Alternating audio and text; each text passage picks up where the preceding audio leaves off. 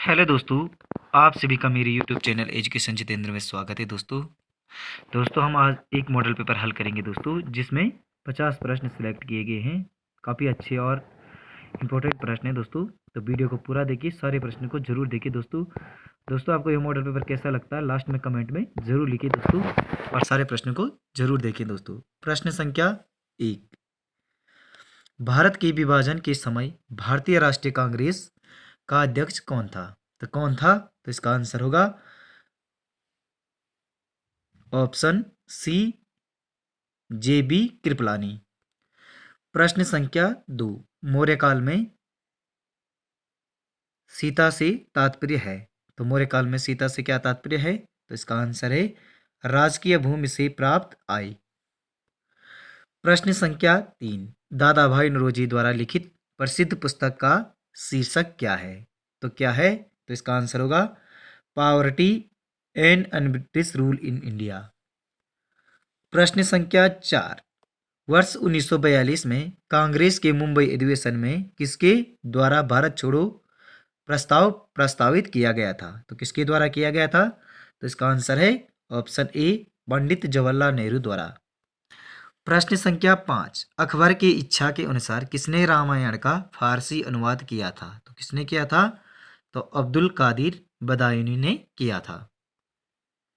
दोस्तों वीडियो को like, channel को सब्सक्राइब और वीडियो को शेयर भी करें दोस्तों, और वीडियो को पूरा देखिए। ये प्रश्न कुछ इसमें से कुछ प्रश्न पुराने पेपरों में पूछे गए भी थे, तो इसलिए प्रश्नों को जरूर देखिए दोस्तों।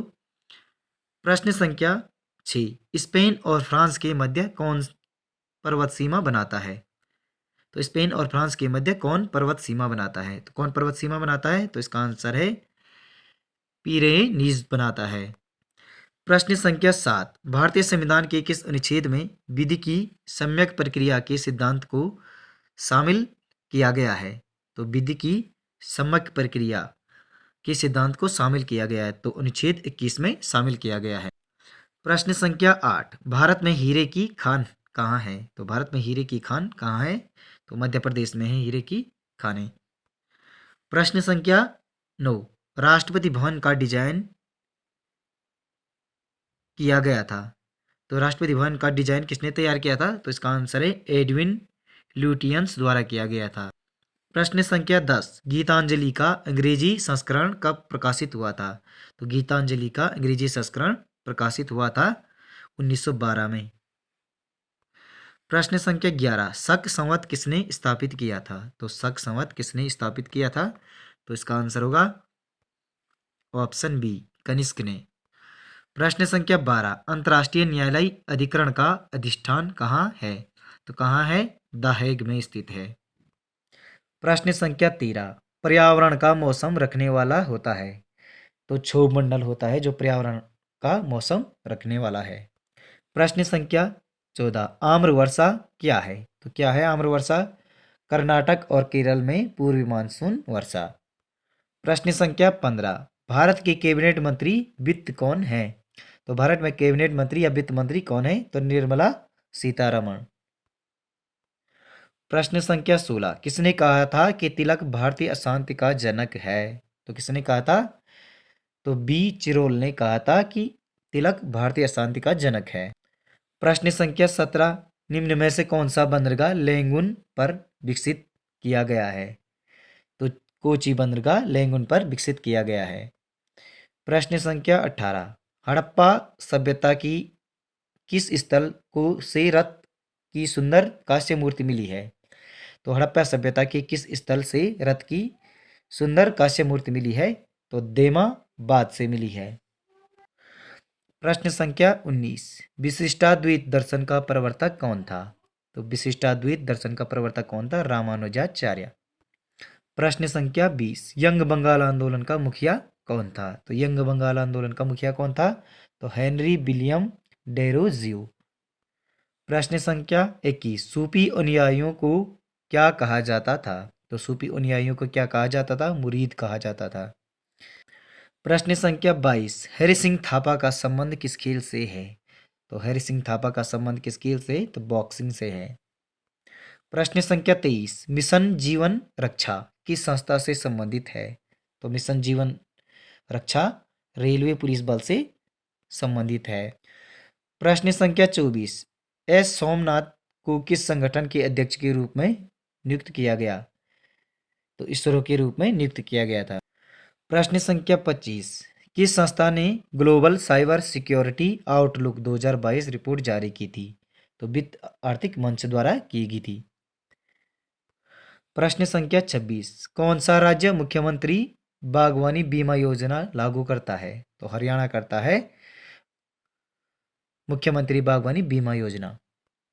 प्रश्न संख्या 27, कुमाऊं की चित्रकला के लेखक हैं? तो कुमाऊं की चित्रकला के लेखक हैं यशोधर मठपाल, डॉक्टर यशोधर मठपाल है। प्रश्न संख्या 28, चांदपुर गढ़ी कहाँ स्थित है? तो चांदपुर गढ़ी कहाँ स्थित है? तो चमोली में स्थित है। प्रश्न संख्या 29, तिलू रोतिले की मूर्ति कहाँ स्थापित है? तो तिलू रोतिले की मूर्ति कहाँ स्थापित है? तो बिरोखाल में स्थित है। प्रश्न संख्या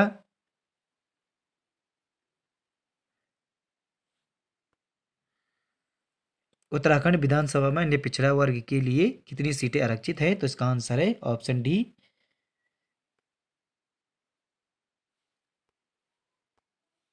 अन्य पिछड़ा वर्ग के लिए कोई भी सीट आरक्षित नहीं है।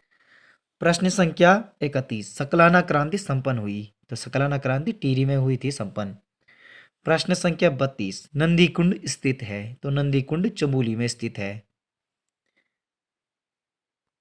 प्रश्न संख्या 33, पाताल भुवनेश्वरी स्थित है? तो पिथौरागढ़ में स्थित है पाताल भुवनेश्वरी। प्रश्न संख्या 34, चंडी देवी मंदिर स्थित है? तो चंडी देवी मंदिर कहाँ स्थित है? तो चंडी देवी मंदिर हरिद्वार में स्थित है।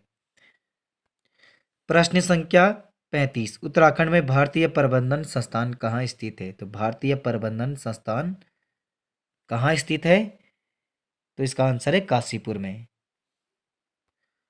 प्रश्न संख्या 36, दूनागिरी ग्लेशियर स्थित है? तो दूनागिरी ग्लेशियर कहाँ स्थित है? तो इसका आंसर है ऑप्शन सी, चमोली में स्थित है। प्रश्न संख्या 37, हर्बल शोध संस्थान कहाँ स्थित है? तो हर्बल शोध संस्थान कहाँ स्थित है? तो इसका आंसर है ऑप्शन डी, गोपेश्वर में। प्रश्न संख्या 38, निम्न में से कौन सा एक पंचप्रयागों में सम्मिलित नहीं है? तो सोनप्रयाग नहीं है। प्रश्न संख्या 39, मोलाराम प्रसिद्ध थे? तो मोलाराम चित्रकला के लिए प्रसिद्ध थे, तो मोलाराम एक चित्रकार थे। प्रश्न संख्या 40, दो या दो से अधिक पदों का योग है? तो दो से अधिक पदों का योग कहलाता है वाक्य। प्रश्न संख्या 41, निम्न में से किस युग्म में विलोम शब्द नहीं है? तो इसका आंसर है ऑप्शन बी, गृहस्थ कृपण में। प्रश्न संख्या 42, मान न मान मैं तेरा मेहमान, मान न मान मैं तेरा मेहमान का अर्थ है जबरदस्ती गले पड़ना। प्रश्न संख्या 43, दो पर्वतों के बीच की भूमि के लिए शब्द है? तो दो पर्वतों के बीच की भूमि के लिए शब्द है उपत्यका। प्रश्न संख्या 44, केवल्य का पर्यायवाची शब्द है? तो केवल्य का पर्यायवाची शब्द क्या है? तो निर्वाण होता है केवल्य का पर्यायवाची शब्द। प्रश्न संख्या 45, तद्भव शब्द का चयन कीजिए। तो तद्भव शब्द कौन सा है इनमें से? तो धरती तद्भव शब्द है। प्रश्न संख्या 46, हरि शब्द का अर्थ नहीं है? तो हरि शब्द का अर्थ दूध नहीं है। प्रश्न संख्या 47, जगत धन आनंद का संधि विच्छेद है, सॉरी, जगत धन आनंद का संधि होगा जगदानंद। प्रश्न संख्या 48, ऊंचा का पर्यायवाची शब्द है? तो उन्नत, महान, लंबा, ये सभी ऊंचा का पर्यायवाची है। प्रश्न संख्या 49, प्रत्येक छात्र को आम दो, इसमें प्रत्येक छात्र है विभागवाचक विशेषण। प्रश्न संख्या 50, जगम का विलोम शब्द है? तो जगम का होगा स्थावर। प्रश्न संख्या 51, मुख्य बैंक 14 बैंकों का राष्ट्रीयकरण हुआ था? तो कब हुआ था? 1969 में हुआ था। तो दोस्तों, आपको यह वीडियो कैसे लगी कमेंट में जरूर लिखिए दोस्तों, और आपके इस मॉडल पेपर में कितने प्रश्न सही हुए कमेंट में जरूर लिखिए दोस्तों। वीडियो को लाइक, चैनल को सब्सक्राइब, वीडियो को शेयर भी करें दोस्तों। मिलते हैं अगले वीडियो में अगले मॉडल पेपर के साथ। धन्यवाद दोस्तों।